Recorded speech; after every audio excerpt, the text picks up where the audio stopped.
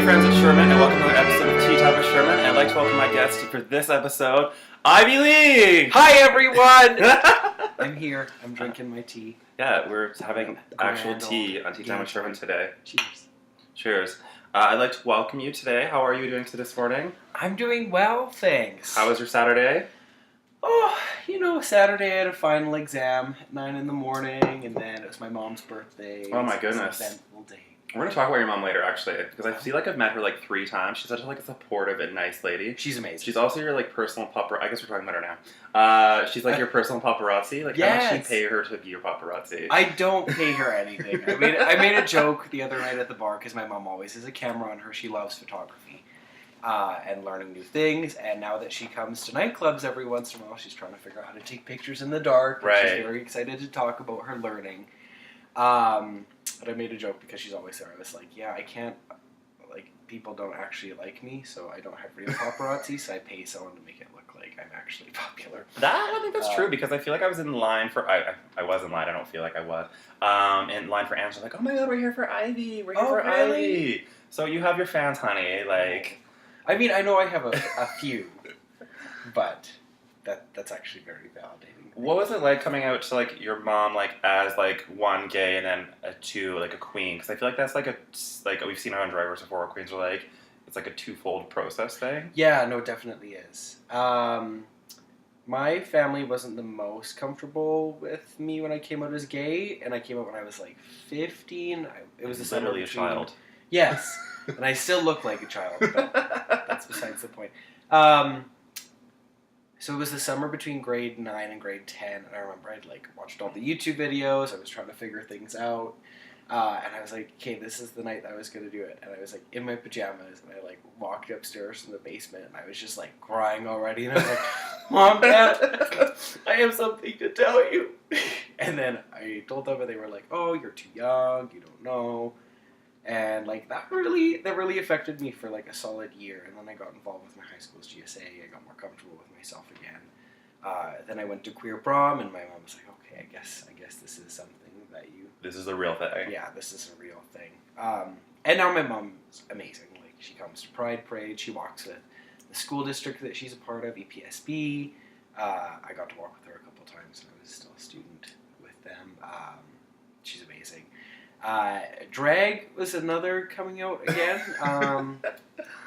It was this kind of ties into how I started drag. Perfect. That was my next question, so you can just go right into that. Sweet. So there's a student group on campus at the U of A called Outreach, and it's the LGBTQ+ and Allied Student Association. Right. And they host one of the largest amateur drag shows in all of Western Canada. Right. So my first year as an undergrad student, in the second week on campus, there was an empty spot on their executive team, and I was like, oh, well, I was the president of my high school's GSA when I was in grade 12. I went to Finland for sexual gender minority stuff with an awesome partnership called FinAl. That was just my direct project focus. I was like, I think I could do some cool work with this rad student group that does work that I appreciate. Right. So I ran in a by-election, and I got the title of VP Support Internal. Just a nice meager Queen one. of snatching titles. Right. And they were looking for someone to host their drag show with them, and I was the young, eager 18-year-old of the team. I was the youngest one by 2 years. Oh wow! Everyone else was between 20 and 28. So I was the baby of the group, and I wanted to show that I was invested and all of that. And I'd never really known too much about drag before that point. Right. It was kind of a serendipitous entry for sure. My first drag show was the day after I turned 18, and it was amazing. Right. I came to a few the summer after. My birthday's in June, so this is all leading into the school year. And then I said yes to that, and then I was like, shit, I don't know if this is for me. And leading up, I remember I was super uncomfortable. I was like, I've never played with gender before. What are people gonna think? And now, here I am. Yeah, so, now you're a finalist in Alberta's Next Drag Superstar. I know, it's crazy. You're Miss Art House, but we're going to talk about those later. I want to talk about your name. How did we get up on Ivy League? Because you want to be in an Ivy League school one day, or at the tea? Not really. It's funny. I tried so long to come up with a drag name. Frida Cox stuck for a little bit. You're freeing the Cox. Freeing the Cox. I think that is basically a saintly duty. Right. I saw this great drag name last night. So what should be Labia Lips? Ladies and gentlemen, welcome to the stage. Labia Lips! That would be great. Would that be amazing? It's a little close to Lucy. Oh, we don't want that. No. We don't want that again. I appreciate Lucy. Labia Lips. That's great. And, like, when I was coming up with the drag name, like, again, this is before I really was invested in the community and the art form itself. So I was actually in the office at the place where I work, like, after my shift had finished. I was on the computer because I was the closing manager on duty. And I was just going through, like, a drag name simulator, and I think Ivy Sparkles came up. Ivy Sparkles? And I was just like, Ivy League. And I was like, wow. And I was like, I think that's the one. Because I'm a fairly academic person, so I thought that drag name combined not only, like, campus culture of Ivy League schools, which is, like, business by day and, like, party by night, with, like, being quite academic, so... I feel like whenever a drag queen, this might be like an obscure reference, but whenever a queen picks her name, it's like in that Batman Forever movie where Riddler like picks what he's going to call himself. I feel like it's like that. It's like, no, no. I haven't seen Batman Forever since I was like 7.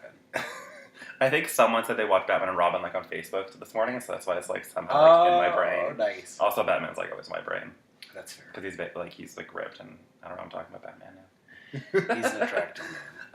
He's an attractive fictional man. I do want to talk about how you're a musical queen. That's something I've learned from your drag. Yeah. She plays the sax. She writes her own music sometimes. I think did you sing on your own track on Friday? I did. Oh, yeah. So she sings, she writes, she queen. plays the music.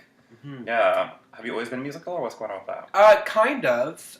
When I went to junior high, like in grade 7, I got involved with band. It was the option I wanted to take. So I started playing clarinet because you weren't allowed to go into saxophone first, and I wanted the sax. So then I started playing saxophone, and it was super fun, and I would practice. I played saxophone every year between grade 7 and like now. So that's like 9 years of experience. Right. Although like I haven't invested into practicing since I graduated high school because life gets busy. Right. I also play piano, and I also play guitar. I like to think I can kind of sing, but I really can't. So please do not enable me if you hear me singing. Just be like, shh, stop it, Ivy. So we cannot expect any like live singing performances from you. I mean, if you ask for it, maybe I'll be empowered to do it. We'll see how much the booking fee is first. Yeah. Probably like an order of junior chickens. Oh, okay. Because like nuggets are great, but like... Is that what your booking fee is? Nuggets? Like, I don't want money, just give me some chicken nuggets. I mean, she needs money. She pays a lot for her drag, especially with ants. So, feel free to tip me if you ever see me at a show. Do you write a lot of your own, like, other music that you do on, like, the side that you do covers of or something? Or, is it just, like, sort of your one-time thing, writing a song? That song had kind of been in my head for a couple of years. Like, when I was starting drag, I, like, thought of the first verse to the parody of Good Morning Baltimore that I did. And then as soon as I like decided I was gonna run for AMS this year, I was single and I was having some good times on the side. So let's just say it was a reflection of my November and December this past year. It was holly and holy. Yes. Lots of holiness. Hi, Mom. Sorry.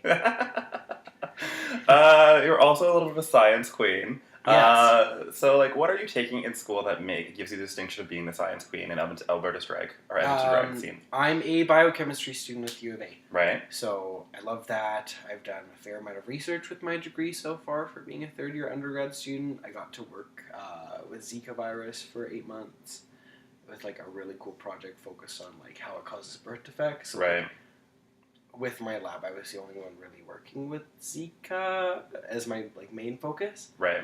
And it was like super cool and an awesome experience. I'll be going to Sweden in May and June. Oh, okay. Like literally 2 days after the finale. That's great. So if you win, you're like, yeah, I won. I'm going to Sweden. Or And if then you lose, you'll be like, oh my god, I won. Lilith or who else left during their reign? Oh, I don't know. Davina ate pizza. Almost died. But she performed a week after being on like life support. So props to her. She's like one of the fiercest and strongest people I know. So. Yeah, she's crazy. But back to that. So I'll be going to Sweden, working in neurodegenerative research, and then next year. How long are you going to Sweden for? Just 6 weeks. Oh, wow. It's 6 for weeks. Yeah, it counts for 6 credits. I hate taking lectures because I fall asleep in all of them, even if they're like super interesting. I just can't sit still. Right. So being able to do hands-on research and get credits through that's like, yes. So it's like, here, I think you have one. Gotta go do science now. I'll see you in 6 weeks. Yeah. Yeah, I'll be like building my science up to do more sciencey stuff when I get back, regardless of the outcome of the finale. Does your like studying science habit sort of like reflect your habits in drag as well? I wish I could say I studied, but I've kind of been a bad student this year. Uh-oh. So my marks Too busy are getting that love. great. Oh!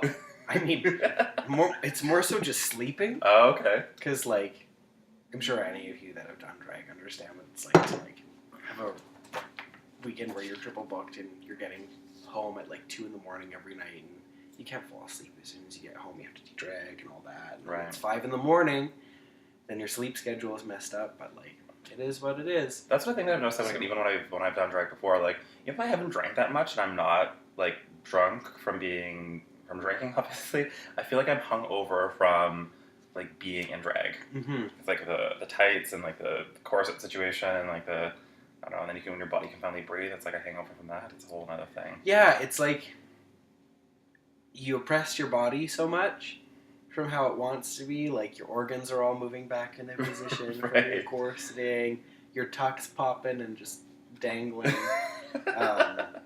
And your body's just like, I need to recover. What would be your perfect situation to be performing at a show? Well, I like to be able to interact with the audience, so something where I can get off the stage, and if a stage is 4 feet, I'll just jump off. I've done it before. So Into that's a drop not split? really. I wish I was that flexible. We'll see if I'll be able to build myself up to that eventually, but as for now, like, I can't even. Oh, okay. That's about as much as She's I got can some do. moves. I mean, that's one word for it. I've done Have Mercies, and I think they're really fun. I find they're limiting in terms of being able to plan choreography, just because you have to always be on your feet, and when you're performing in a roving show, you always have to be looking at what people around you are doing to engage with your performance. If they're excited about it, if they're not, and you need to like amp them up and like, do something great just for them. Like, I like to make people happy through my performance and excited, because drag makes me happy and excited. Right. So I find those shows are maybe not more difficult, but it's less of an approach I'd like to take, although I still love them and like would definitely want to do them all the time. I like when I can be like on stage and I'm the main event rather than something that's just kind of like popping up here and there. For sure. In a bar. It's more strategic, like where you can see things. It's not like I'm moving around, it hurts my neck. Because like, I need a massage tomorrow. If I have time to plan a number, I'll make sure almost everything I do is intentional. Right. And if I'm creating a narrative through my performance and I'm trying to make a story for everyone, if people miss out on like a minute of me because they can't see me because they're in a back corner of a bar, then I'm not doing my job as a performer, getting to bring them into my performance. Right. So 100%. Let's talk into your pageant work. I know that you have the title of Miss Art House. Yes. Back in, I think, October. One of them. No, I think it was because it was Kings of Leon the same night. Yeah, it was right after I got back from Iceland. Right. And Lourdes was like, do you want to be in this? And I was like, I haven't been enjoying well, but like, also there's this concert I'm going to. You're wearing thermal right now. Oh. I don't know who Kings of Leon are. Because I live under a rock. A science rock?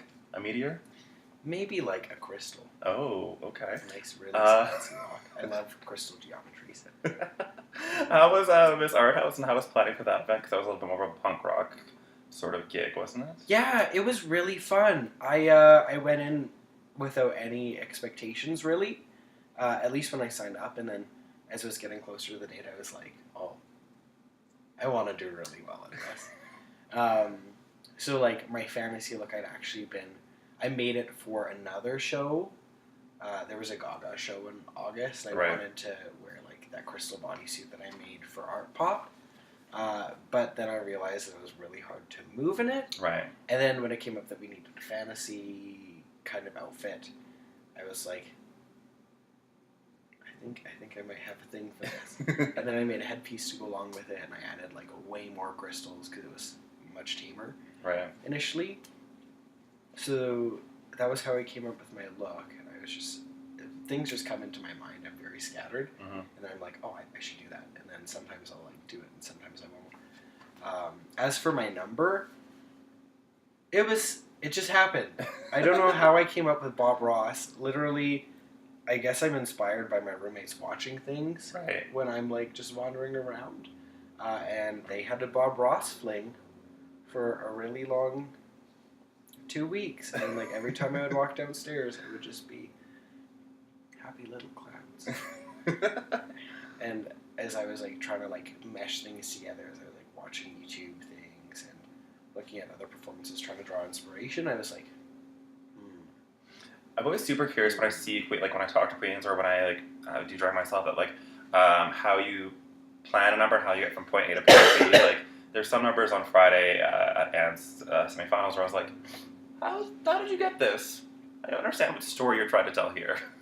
And then some I'm like, oh, that's really creative. I didn't think about like putting that together. So, do you ever find like a struggle to like if you're making a mix and you like have a story you want to tell but you can't find your missing pieces?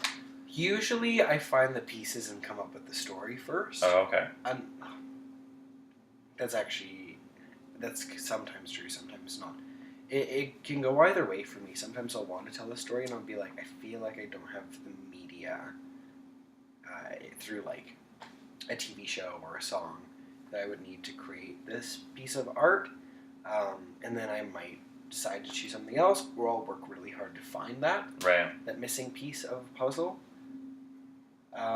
Other times, like, I'll be listening to something and I'll be like, oh yeah, I see the subtext of this in a completely different context, and I want to like explore the shit out of that. Right. So it changes based on different mixes that I make. Perfect. Let's talk about Anne's, because that's like a big thing that's going on in Alberta drag scene What's right Anne's? now. Alberta's Next Drag Superstar 2018. Wow. Previous winners include Tiramisu, Lil Fair, and Vina Dyfor. Will you be the fifth? I like to think I have a good chance of being the fifth. Right, I okay. think everyone in the finale is amazing. Yeah. And I think it could be just anyone's game, and I really respect everyone else's drag. But I'm so excited to bring what I have planned, and I think it'll, even if it doesn't get me to the top, I think it will speak volumes about my drag and who I am as a drag artist. Amazing. What about your preparation that you've like, because you've been through the prelims right now, you've been through the semifinals. How do you like prepare your drag numbers for an event like that? Well, I prepared them all in September. What? Jesus, okay. Yeah, I changed my semis number like 2 days after the submission deadline opened. I submitted my first thing and I was like, I'm not confident with this. So I switched it up, and then I ended up with my science number. Right. Yeah, I came up with all my concepts way before Anne's season started, because I was like wanting it. That's amazing. And I do want it really badly, and it is something that's important to me. As for how I came up with my concepts, again, they kind of just happen. Right. I like to think I'm a decently creative person from time to time, and like sometimes I'll like be super blocked creativity wise, and then other times I'll be like having 8 ideas a day and I have to write them down, and then I'm like, I'm gonna explore this in this way or this way or this way, and I like think of shows that I can like slot them into. Okay, that's great. I know that like, I've said this before, but like on Friday I was in line and I saw people being like, "Oh, we're here for Ivy," and then like a previous time, everyone's like, "Oh, people like Ivy's gonna get right through because she has a lot of people here." Do you do a lot of like networking to bring your crowds in, or you just think maybe you're so busy that like you have a little bit of a following? I definitely realized I had a little bit of a following the weekend when Ben de la Creme came here in place of Latrice. So many people came up to me and were like, I love your drag, and like I always get excited when I see her performing, and Yeah. that was, I think, a really cathartic weekend for me because I realized that I had a little bit of a following, Right. and just to be able to perform as a queer artist is an honor, especially getting to perform as often as I do. Like, I had I think 8 shows in February and 10 shows in March, which not everyone gets to have. So I'm very thankful for. She's busy. When I get booked, although not busy right now because it's finals for school. I want to do well, and I also want to do really well in the finale for Anne's. Right. Although Science Fair's birthday show on the 22nd, come out to that because it is a few hours away from me writing a final that's worth 50% of my grade. That was put on that date after I got booked in that show. So I like to think I'm a little bit dedicated to drag. That's amazing that you're not going to back out of it because there's a huge file the next day. I mean, that would be a smart thing to do. I feel like it wouldn't go over well for me in the community because it doesn't look good when you're on a poster and back out of a show. Oh, for sure. Which I may have done once. Oops. And only once. Not a good experience. Wait, what was the question again? Oh, I don't know. You bring in crowds for Anne's. Oh yeah, thank you to all of you that support me. Oh yeah, it was about networking. I just make a bunch of social media posts and for some reason Instagram is the social media of the current zeitgeist. So I do a lot through that in terms of stories and whatever else. Although I will never post something of my boy self on my drag Instagram. At least that's how it's been so far, and I don't know why. So I'll pull up old pictures of drag and I'll use those for my promotions. I think it's sometimes important to split and have a not let your drag self take over your boy self because it's important to I don't know. You're a superhero that way. Yeah. Your boy self, and then you have I need your a double woman Ivy self. Mm-hmm. How do you feel? I think we sort of touched on this already, but how do you feel going into finals? I feel like you said you feel pretty confident. Mm-hmm. Do you feel you have to cater to the judges, because there's special guest Derek Barry coming, and other, I don't know who the other civilian local judges are. I don't know who the local judges are, but Nebraska Thunderfuck and Nick San Pedro are coming. So right. Derek and both his husbands. I don't know if she does that 2 husbands. I need to get a boyfriend for 6 months. How did she get 2 husbands? I don't know. I don't know how she handles that. And being a busy drag queen, that's a lot. I know. Maybe that works out best with 3 people because you can be busy and then someone the other person's getting attention from someone else, and you each can have your busy cycles. Oh, I guess that's and fair. you always have someone there. Oh yeah, I didn't think about that. Thanks, Derek. I don't know. With the finale, I got clocked in my prelim number for not being fierce. What? Yeah. What? A lot of people. You were doing a handstand. Not saying that a handstand equals fierce, but it was a campy comedy number, and a lot of people were. There's nothing wrong with camp or there comedy. was a fair amount of people that thought I wasn't going to get through with that, and that actually really sucked because it felt like I know that I can execute something really well if I try to do it. Right. So to have that lack of confidence in my drag was a little hurtful. Although I totally get it because a mainstream audience really likes a fierce drag number. Right. That's lip singing house down boots, yes, God. So I get it. But I want to balance how versatile I am as a queen. I did a fierce. I think my second routine was fairly fierce, and, right. and that's one of the reasons why I did it. But also spoke to who I am as a scientist, obviously in a little more exaggerated way. And I do much cooler things than just dry ice pH change experiments in my day-to-day life when I'm in a lab. Virology is super interesting. I have no idea what you're talking about. Yeah, For I'm science, you're talking about tangent. Sorry. Biochemistry and and chemistry, and I'm yeah, cool, yeah. Mm-hmm. All you science people out there, I got ya. Why do you think you should win Alberta's Next Drag? Oh, sorry, I interrupted you. Oh no, that's okay. Why do you think you should win Alberta's Next Drag Superstar? Then we'll hop into that. I think out of all of the finalists, I've shown the most versatility in my drag, going She's from verse, boys. also versatile in all regards. Like, I want Miss Art House. Like, I do more pageanty stuff. I can be funny. I can be fierce. And I can be everything in between. I think I have good concepts. Right. Although, like, as any of you that get booked a lot know, like, it's hard to maintain being super creative when you have, like, 3 shows a weekend and not doing repeat numbers. Like, it gets to be a lot, but I think out of all the Edmonton finalists, I've been performing more in the past 2 months than anyone else.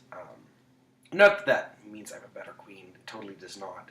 I just think that I'm ready to be able to be Alberta's next drag superstar in terms of having the capacity, while being a full-time student, which I have been this year, to bring a level of drag that I'm proud of, and a level of drag that's versatile, so I can go from show to show and give people something that's different every single time. Yeah, that is something I definitely noticed. Like, cause you work full, like you're in school full time, and then you're also like a busy ass queen. So I don't know how you do it.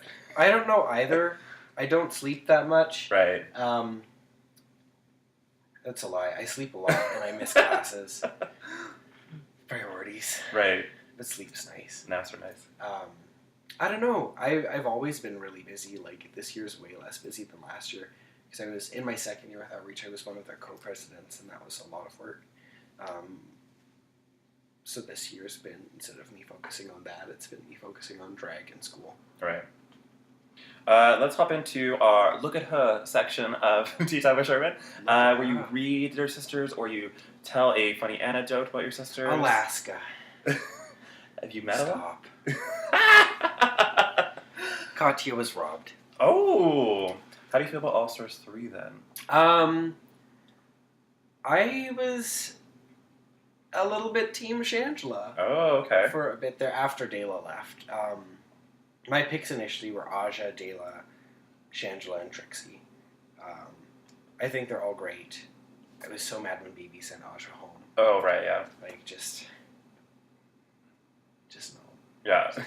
So not transparent in terms of, like, not saying that Aja helped her create her outfit because she didn't have the capacity to make that on her own. Which is so different because in All Star, like in season 10 right now, they're like, Asia helped all of us, so. Mm-hmm. It's interesting to see that shift in the narrative that the show is, because I'm sure the producers have a lot to do with everything that goes on. Right. It is reality. I was really sad Dela left, because she obviously has what it takes to be America's next drag all-star superstar, whatever it's called. And she was so amazing when she came here. Although apparently she's been doing those routines for a hot minute.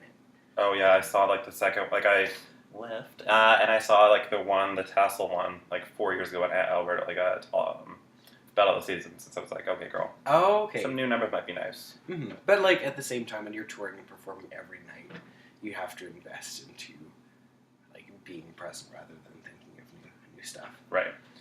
Let's get into reading our local sisters. Right. Miss Lilith Fair. I think she's great.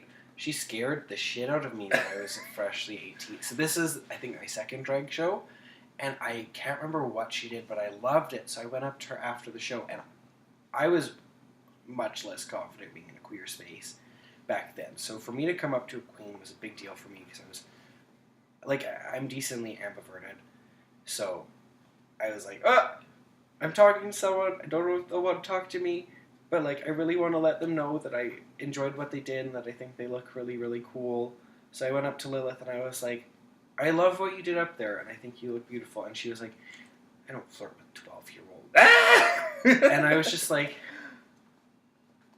oh, okay.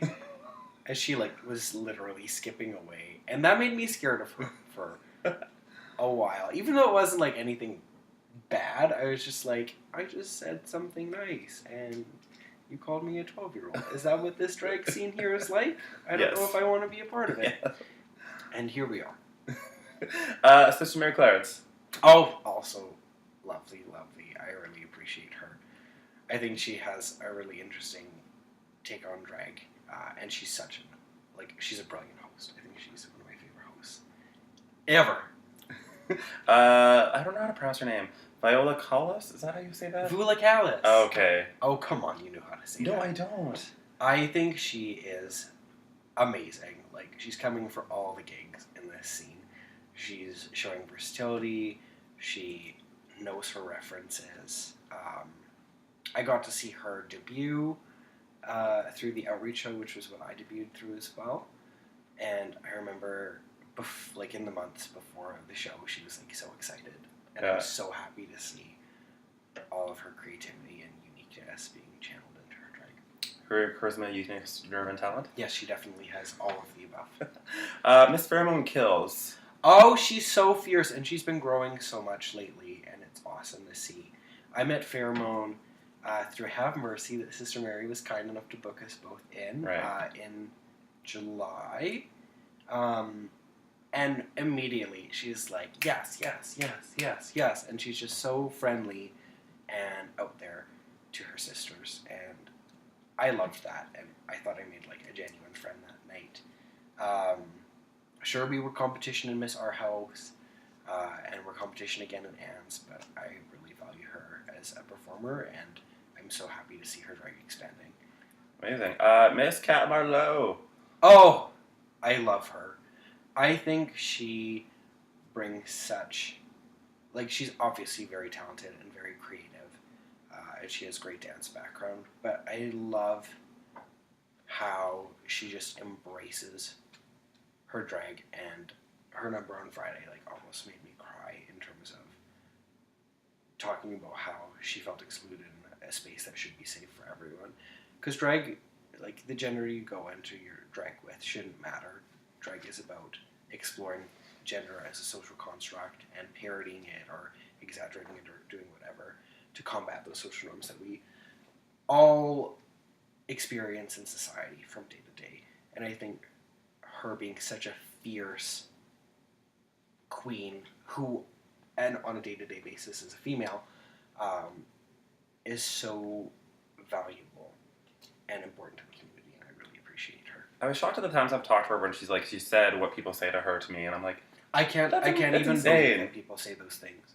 It's just close-minded people that are afraid that they're losing a spot in the community because someone else who's just as amazing, who just isn't a cis man, is present, and I think that is super misogynistic and childish, and any of you that think that need to stop. For real. Your favorite performance so far of your own?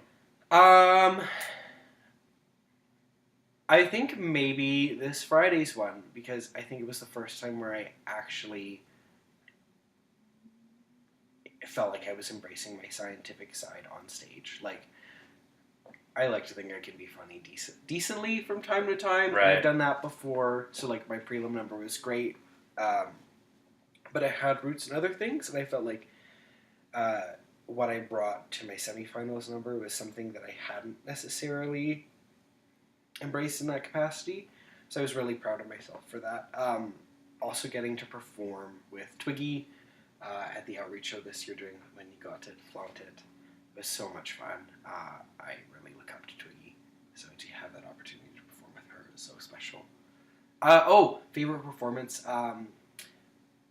So this past summer my sister passed away. Oh no.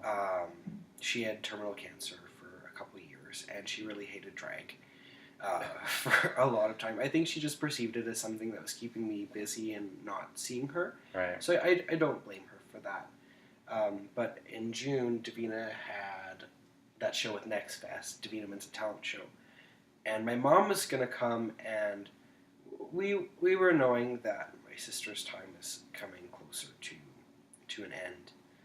And one of her friends that she met on a retreat came up, and my mom was like talking about what I was doing to this friend because she was asking, and she was like, "Oh, they do drag? That's like super cool." And apparently my sister was just like, "Someone thinks drag cool, and I value this person.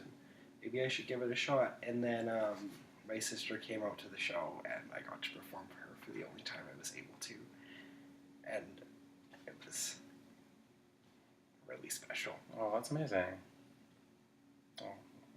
And yeah, after that point, we like bonded over drag. So drag has a really big significance to me now because that's something that is one of She actually passed away watching Drag Race. Oh, That's I don't know how to react. That's amazing. That's amazing. That's cute. As I'm tea time with Sherman. You didn't even Barbara Walters me, and I'm crying. Jeez. Oh no, I'm so I don't know. I don't deal with feelings, but this is weird. Okay, I'm sorry. It's okay. It's okay. I'm just gonna breathe. I'm gonna be okay. I don't feel like asking you my next question now. Oh no. What's the next question? Oh. I'm ready for it. I can do it. Was there one of your performances that you were like, ooh, that was a rough spot? Lots of them. Any ones where I haven't had enough time to really invest into a song here and there. I had done Call Me Mother a couple times, and like when I did it at the casino for Drag Brunch, it went really well. And then I did it at Mary's Back, and it was just so rough. And I acknowledge that. I was just trying to do a lot. I was like working out a lot more than I usually did, and I was just like, oh wow, I can kind of like get into the things. And like, I guess my new musculature wasn't used to being dancey and pretty, right. So it looked really rigid and gross, and like I can't watch the performance at all. And then she's a butch queen now. But I was just getting so excited about what I was like attempting to do that I got lost from the performance. And there was a disconnect there, and then I also lost some words here and there. So, although Call Me Mother is one of my favorite songs, and I've done it well, I think, a couple times, like, that time was not good. And I acknowledge that. What is your favorite part about being a drag queen? I love getting to make people smile. Life's really hard, and as an entertainer that has the privilege of performing as often as I do, getting to be up in front of a group of people, and even for a couple minutes, just people to make them smile or feel something or think about something in a different way is something that like I can't even describe how amazing that feels. It's so cool to be able to influence how people interact with the world around them through being a performance artist. And that's something that I don't get to do through science. So I love that. And I also love drag's capacity to explore things through socio-political commentary by incorporating comedy and things that might not be allowed in other artistic media. And it's also accessible. Right. You don't have to know the significance of that, like, shifting key in music or this melodic phrase or something. Drag's very in your face, and some people perceive that as crude, but I think that's accessibility, and I think it allows more people to critically interpret and think about things. Right. Yeah, I love that. I love that, like, everyone can get something different from a number. Like, if you go to, like, a Lourdes number, for instance, like, I might get something out of it, you might get something different out of it, or, like, just, I don't know, anyone in the class might get something different about it, and I think that I love that about drag.